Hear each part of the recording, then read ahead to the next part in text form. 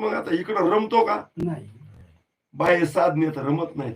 बाह्य साधनेत कुठंच रमत नाही.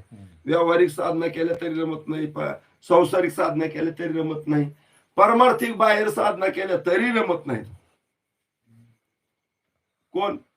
शुभेच्छा. ज्याला शुभेच्छा निर्माण झाली तो रमत नाही, करणं थांबत नाही, पण तिथं मात्र थांबत नाही. हा रमतच नाही. तो करणं सुरूच असतंय. समाज करतो ना, त्याला त्याचा शोध चालू असतोय.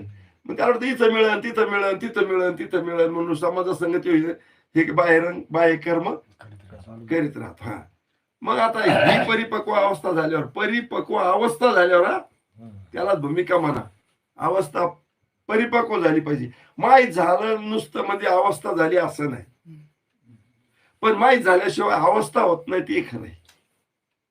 आधी काय व्हावं लागतं?